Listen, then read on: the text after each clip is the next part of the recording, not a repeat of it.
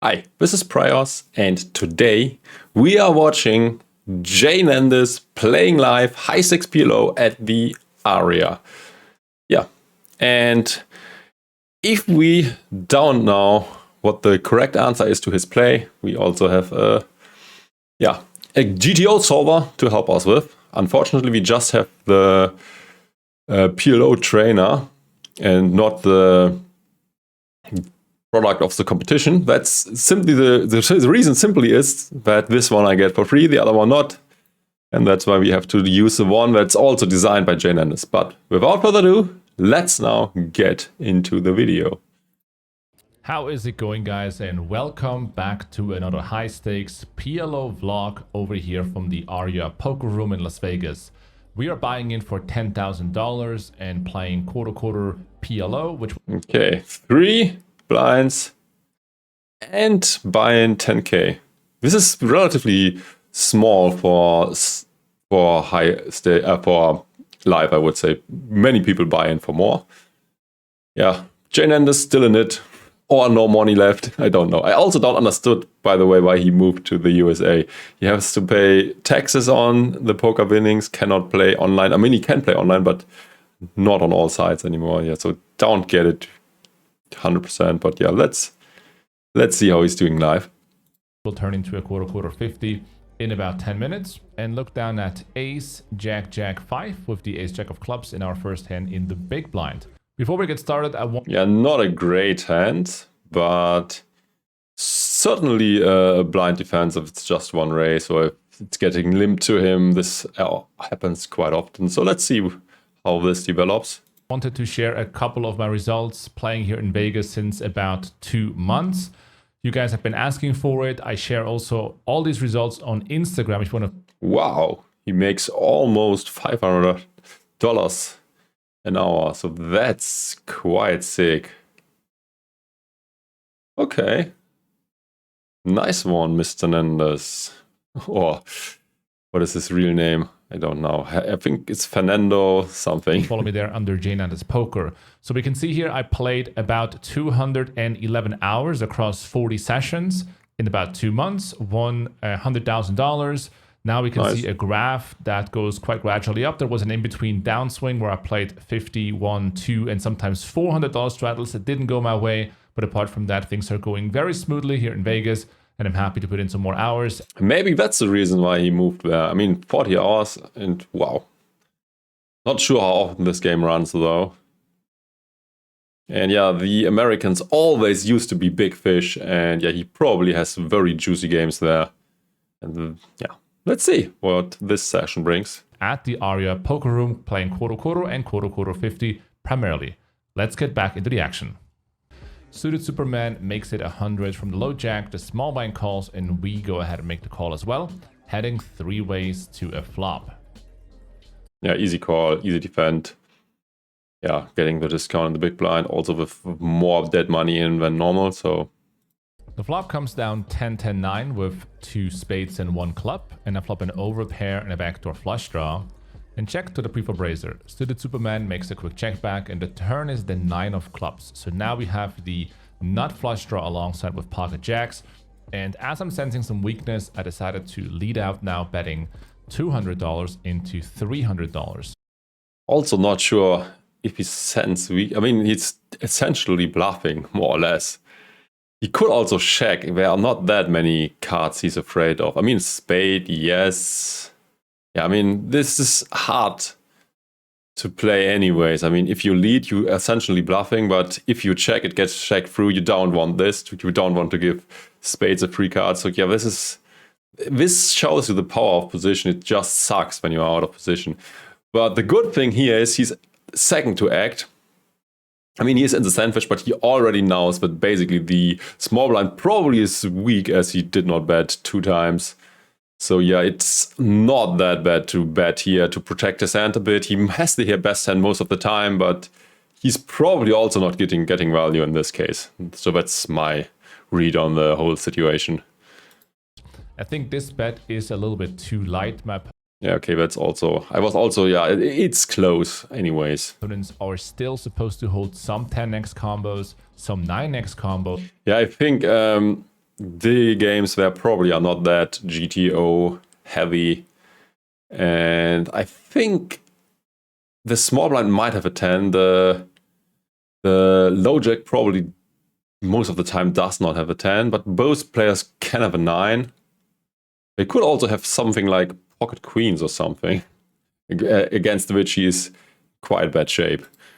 But also some weaker aces and kings that are potentially now turning a hand like clubs as well, or even without clubs potentially are calling me. So I would say the turn bet is a little bit thin.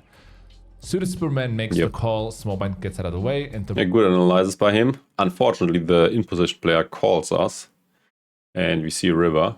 We don't expect him to be that strong, but yeah, I mean, let's see what happens. We could still be ahead against some sort of combo draw or something. People chase very light. But yeah, often we are also behind against a weak 10, a 9 that spiked on the turn or something, or like pocket kings, pocket aces. River is the king of hearts. Now I'm arriving on the river with the bottom of my range. At the same time, I'm blocking queen jack, a possible hand that can call me on the river. So I decided to bet once again, this time. That's interesting. I mean, he's turning his hand in a bluff now, essentially. Do I like this or not? A 9, not sure how the meta is in a live game, but yeah, 9 probably calls, a 10 probably calls. Kings, which we said our opponent could have, now got there. I think he does not have that much fold equity either. So yeah, I think he should check and hope that this gets checked down, but he wins against something stupid like 7-8 of clubs or 8 jack of spades. Or yeah, something like that. We're going to bet $450. I think this bet is fine by the river, but I would say building the pot in the first place on the turn by betting instead of going for a check call is a little bit too light, and a solver prefers to just check the turn in order to make weaker flush draws catch up, but also avoid the potential raise in the turn, and also avoid narrowing our opponent's range down to the point where almost any river bluff is going to have not as much of a success rate, especially given our reverse blockers. We are actually blocking the hands we want our opponent to fold on a lot of river cards. So I am not a big fan of his river bluff. I'm not the biggest fan of building a pot on the turn either, although I think this bet is okay-ish, but yeah, by the river I would not bet. Let's see what the outcome of this will be. A little bit thin of a bet, but it ends up working out as Suited Superman lets it go, and we think... Yeah, I think it's quite possible that his opponent might have had a worse hand than him, and he was like bluffing all the way with the best hand. Take down the first pot. In our second hand, we're now playing a 3-blind game, so it's 25, 25, 50. And we do see the player to my right is actually posting a $25 chip, as we are looking down at ace, king, queen, ace. Wow. King, queen of hearts, a beautiful hand to start things off on the button. The player to my right, who's posting the 25, is considering his options and will end up making a call. We bump it up now through the obvious decision, making it 200. We could actually make it 250. As the player to my left immediately 3-bets to $700. Okay, this hand is like the easiest hand ever. I mean, he has aces. Both guys are short stacked, so he's just getting it in probably with the best hand. This is obviously music to my ears as the cutoff makes the fold. We look then at the stack size of the small blind. He has only $2,000 in total, roundabout. Look back at the aces. He will be pot committed when we shove. So we do make the shove. He makes a snap call. Yeah, and we agree to run it standard. 2 times. Look back at the aces. The first board runs out quite low. I already tabled my hand because I was the player who shoved all in. Turn is a brick. River brings in a 3 as my opponent shows down pocket 3s and 10s for a set on the first run out. So he's going to win at least half the pot. We do escape. By the way, this is not a 3-bet hand from the small blind. He should either fold or call and see if he hits something, but this is not a hand he wants to gamble with. And way too disconnected. other loss on the second one, and we unfortunately have to split this pot early on in the session. It was a small pot though for the stakes we're playing. I'm hopeful for the rest of it. In our next hand, we are in the straddle, and we see an under the gun open raise to $200. The rest of the table gets out of the way, and we look down at King 9 7 6. By the way, I like that he is waiting until it's his turn to look at his hand, so that he's not giving any information away before that. So that's a good strategy. His hand sucks. With the King 9 of clubs and make a standard defense. Yeah, okay, he's like the last player to act. In this case, it's a standard defend, I guess. Although it's probably close if it's a good player you are playing against and your hand is really bad, to be honest. So it's already close if you should defend that. And I would make this decision based on what I think about my opponent. If it's like a regular who knows what he's doing, who is GTO approved, this probably is a fold because he will be raising with a very tight range. But if it's a standard, fishy guy, I would defend it. We're heading to the flop two ways, 450 in the middle, and the flop is Queen 10-7 rainbow. I also wonder how many people play in this game, if it's 6-handed or 10-handed. But let's see if this actually is a defend or not. Using the PLO Trainer for the first time, we assume for now that this is 6-handed game, but it's probably 10-handed or 8-handed or something. So this would make this call even worse. I mean, I think this could be a fold. So see raise, couple of folds, and then it's on us. We have to decide if we should defend. By the way, if you want to get a solver, I also have links to PLO Trainer or below. And feel free to sign up for it. This will definitely put your game to the next level. You should not follow the advice of this tool always, obviously, because your opponents usually downplay GTO, so then you have to use different ranges. But this is a good baseline to know what you should normally do. And this is also a good baseline what to do against unknowns or against other good players. So this is single suited. So is this a defend or not? Yep, I was right. This should not be defended under any circumstances. So Jnandez was wrong. It's not a standard defense. I still know that, although I'm sort of retired. Not really retired. I mean, the sides just don't let me play anymore. And it's also not that profitable as it used to be. So returning back to the end. And we flop bottom pair and a double gut shot. No backdoor flush draw. Certainly one of the weaker flops for my hand, but just slightly too strong to give up against the bet. So our opponent goes out and bets $325. And with the pair and the double gut shot, we're still... Double gut shot. I also wonder if our strategy should have been to lead the flop. If we are not getting away anyways, this might create more fold equity. This is also a bit dependent. If your opponent is mindlessly making his continuation, but always expecting to take it down with basically his whole range, obviously this is a good spot to get it in. But if he's making selective continuation bets, this doesn't look too great.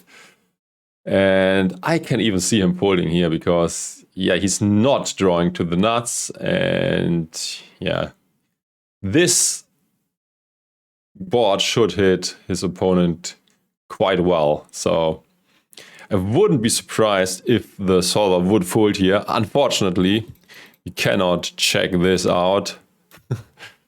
We have to use a different position that would screw up our analysis a bit. Let's see. What's the board? Queen 10 7 rainbow. Sorry, this is on the other screen. Queen 10 7. We actually got this board. So here it is.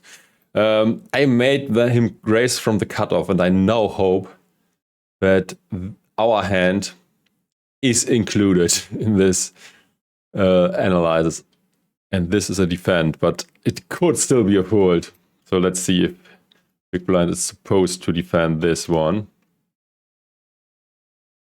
Okay, he should defend, so that's already good. So we should check most of the time, but also lead, which is what I said, although we messed up.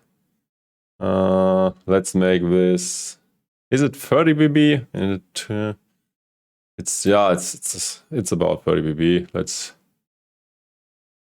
hope that this is now still a defend.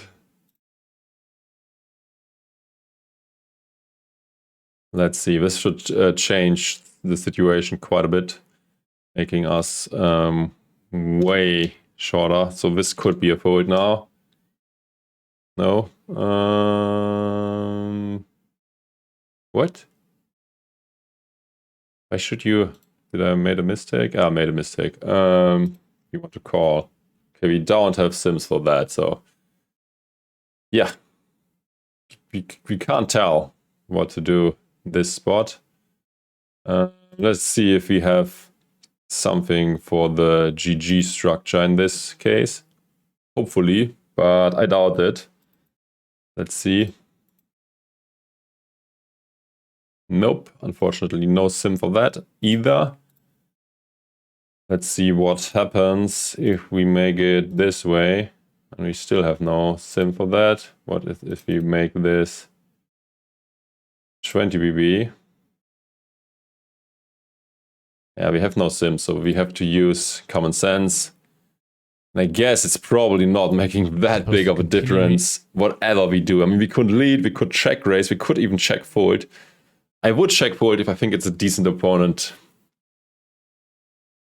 We could also, use not this one, but Pro Poker Tools Odds Oracle.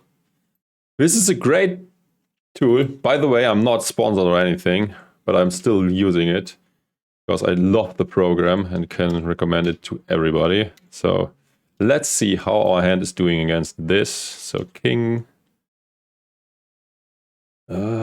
Spades, 9 spades, 7 diamonds, 6 hearts. By the way, I hate that this is not a 4-color deck. So if you play online poker and play many tables, always turn on 4-color deck. This could save you a lot of money because you will never think you have a flush when you actually don't. This happened to me a few times, so trust me, 4-color deck is nuts. So now we have to give him a range. What do you see raising? Like 20% of hands?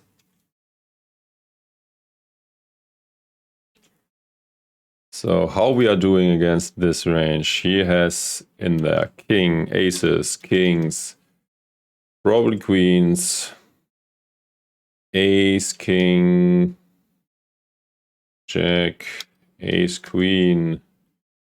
Although let's just see how we do against 20%. Not that well. How much is in the pot and how much do we have? Need to get it in still. Let's see. So 1.8K still left and 450 already in the pot, it looks like. So basically, this is basically an all-in. We just calculate with an all-in. So we need how much equity? 1.8, 1,800 multiplied 2 plus 450 50. I probably should be able to do it. I probably should not use a calculator for that, but yeah, okay, you need about 44% equity. And what do we have? So yeah, you see it's a very close spot. We have 45. Question now is, what's the best line to take? Do we still have full equity if we check raise? What size is he using? Goes out and bets $325. And with the pair and the double gut shot, Looks like we don't have that much full equity anymore, because it's like a pot size raise left only. we're still supposed to continue here. Our hand is too strong, but obviously the under the gun I would love if he just calls and then donks on many scare card turns, because then he might still have full equity, but probably not right now. So donk if he hits as well, obviously. range will be filled with hands like ace, ace, king, and ace, Oh, queen, that's what he jack does. with a better pair frequently. Well played, So so the well turn is played. the 5 of hearts, and this Okay, 5 of hearts. He could use this as a bluff. Although, no, that's not. No. We don't want to bluff on that one. breaks off.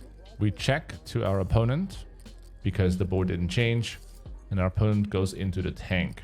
At this point, if we do see a second barrel, we are obviously folding. Yep. Good But our play. opponent actually Good plan. surprises us and checks behind. Let's see what our equity would be against 20% range on this turn. Yeah, we are going down a lot. Although, if he would continue all his bluffs on the turn, we could call even a pot size bet, as we need, yeah, not that much equity in order to continue.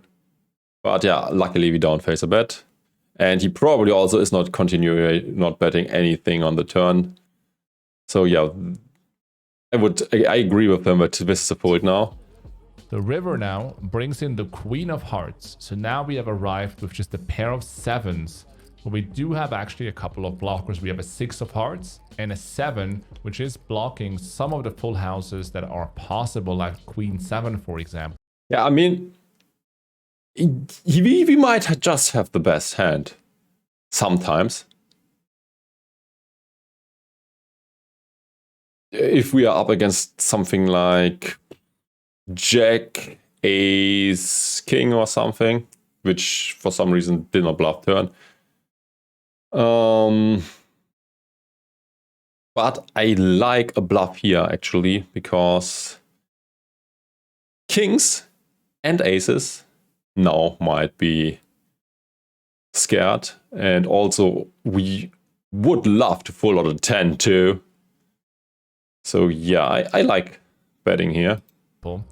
But also some of the nut flushes that he Also his opponent showed weakness, and there's also a flush coming in, and this might also scare him a bit. He might check back on the turn and then call on the river like a6 of hearts, king 6 of hearts.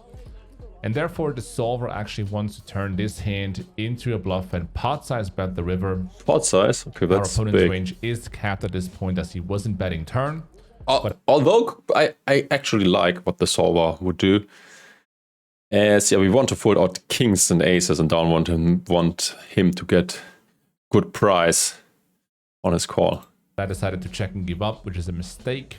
Our opponent's range is going to be too strong and showdown heavy. We do show down our pair of sevens, and surprisingly, it's good. Lol. Yeah, okay. I thought there's also a small chance that we might just table the winner, but yeah, I think betting is the better option. But as mentioned, we should actually turn our hand into a bluff at this point.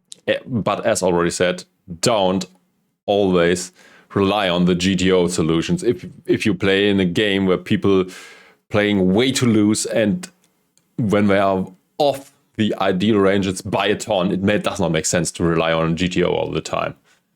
So if you're watching this, Jnandez, keep that in mind. I think that's a mistake many players make. They just rely on these GTO sims and train with these tools and just stick to it no matter what the opponent is. And that's a big mistake, and you leaving a lot of money on the table if you do this stuff. So in our next hand, we are in the big blind for $25 and everyone folds so far up to the small blind.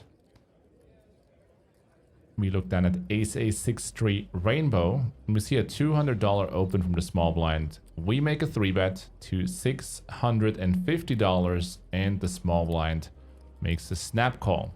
Heads up to the flop.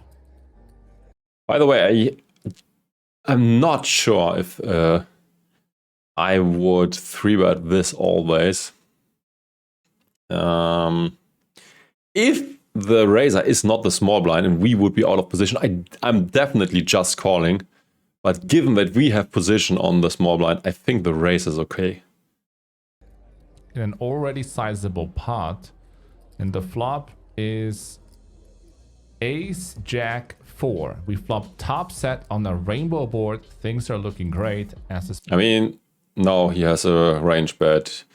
His range is way stronger than the one of his opponent, and he's supposed to bet an ace basically always. So yeah, easy game. I think a small bet is what the GTO solution is for this spot. Small blind checks. And at this point, we do want to start betting and building a pot. This is pot limit Omaha for a reason. We want to make sure that we can get all the chips in the middle, possibly by the river. So we go out and bet $800, and my opponent makes a pretty quick call. 800 is quite big. Right? I mean, what was the pot? I mean, I would bet around half pot. I think this is a bit more, but it's probably still okay. Also depends on what your opponent is up to. Okay, we get a quick call. The turn is the 3 of diamonds, which not that much. It's changing.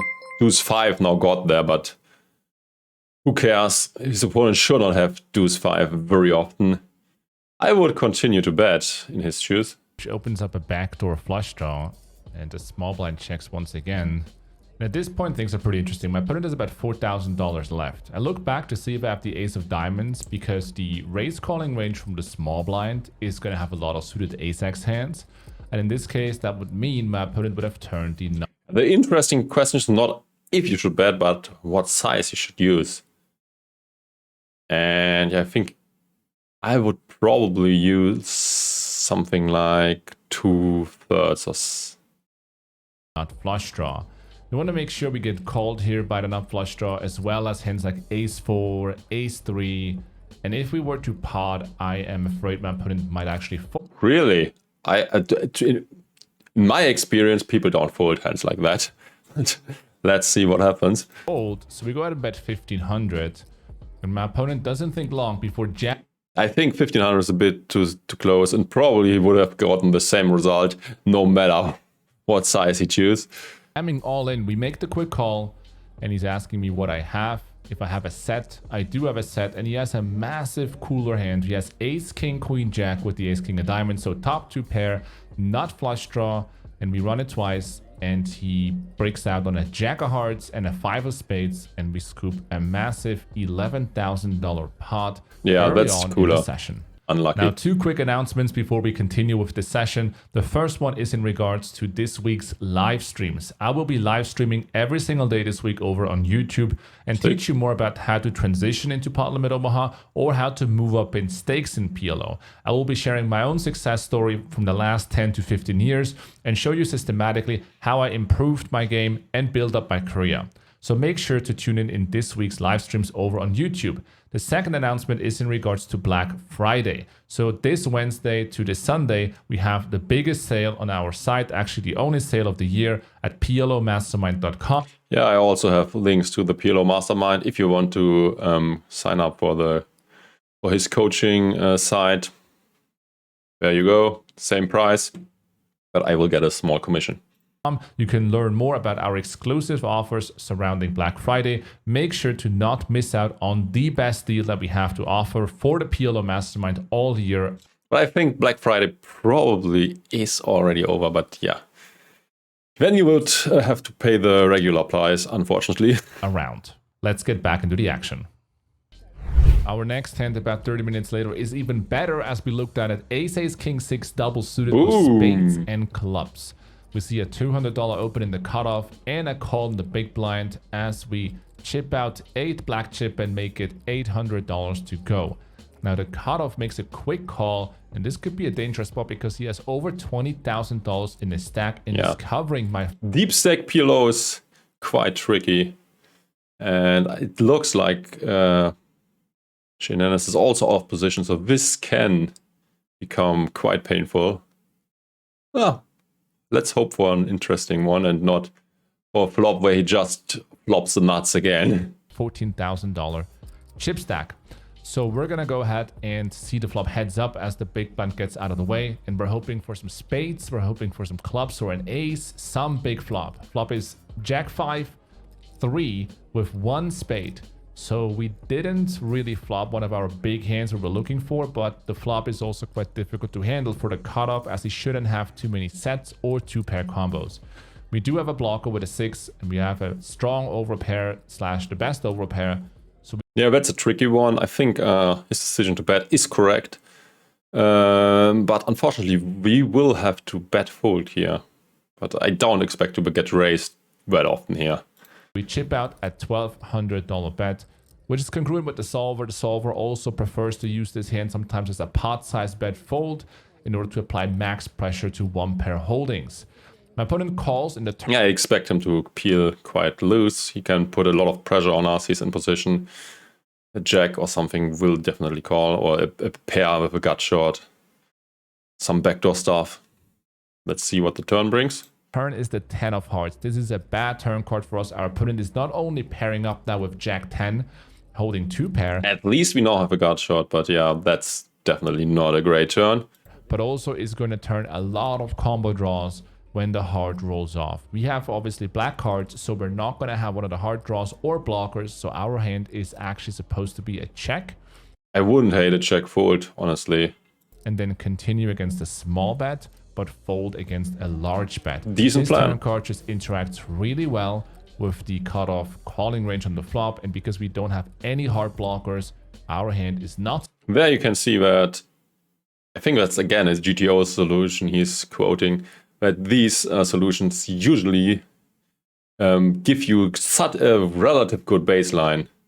And if you don't know anything about your opponents, I mean, Jnandez basically almost never talks about tendencies of his opponent or reads. So I have to guess that he probably is just doing his GTO thing and not paying too much attention to reads and stuff, which you definitely should do, especially in life where people play suboptimal quite often. Supposed to continue here putting chips in the middle. However, I decided to bet and apply continuous pressure. Again, this is not congruent with the solver. And in hindsight, I wish I would have checked.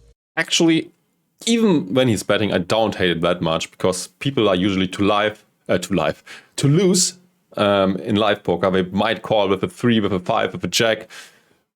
Yeah, and then against these type of range, you can get a lot of folds on the turn, as it's quite difficult for him to continue if he did not mate 2 pair or 1 pair with a draw on the turn. So I don't hate it against the right type of opponent. Against a good opponent, I would definitely check, but against the standard live opponent, I think betting makes a lot of sense.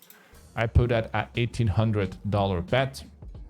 And my opponent doesn't think for too long before announcing all in / pot size raise. And oopsie, now he has to fold. we cannot make this call here. We have too much behind in order to stack off at this point with 1 pair and a gut shot.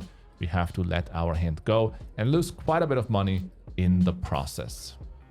We end up switching tables because the air conditioner was blowing over this table pretty hard. So we switched to a warmer table. And this will be the final hand that I recorded of this session tonight at quarter 50. I wonder if you can red hole when you change tables. So can you leave the one table and get back to the other one with a smaller stack or not? Not sure. It should not be possible in my opinion. And I think this table change might not be due to the air conditioning, but maybe the table conditions were just bad and people were regulars and good players, and he was just searching for weaker competition, and I think if that's the case, he should tell the truth, but we obviously don't know. It could also be the reason he was giving, although this sounds a bit, yeah, whatever. There's an early position raise to 200, a hijack call. The big blind is about to call as well. As we look down at ace, king, king, deuce, double suited, a great hand to end things up. We're going to make it $1,000 straight, put in the yellow chip. And the early position player, a very experienced player with a $16,000 stack, is asking for a chip count. As we announced, we have $8,000 in total. He is clearly covering us and is going to make this call. And the big blind goes ahead and comes along as well. The flop comes down 10-7-4. By the way, if you're in a casino and don't play that regularly, you should not do these chip tricks, because this shows your competition that you are a pro, or at least gambling quite often, as you can do these tricks. I would say shy away from these stuff. Just look like a tourist or a fish, and people will play suboptimal against you. So don't do this.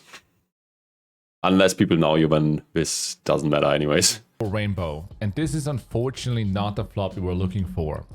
We don't have a straight draw, we don't have a pair blocker, and we also don't have two backdoor flush draws. Even though the stack to pot ratio is small, our hand is not strong enough to get the money in. The big blind goes out and checks. This really? Our hand is not strong enough to get it in. I mean, it's three-way. Yeah, but yeah, we don't block anything.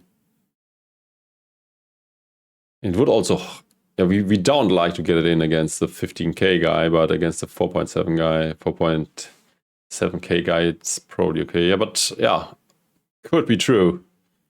Not doing that many analyzers anymore. So yeah, it might be a check and a fold.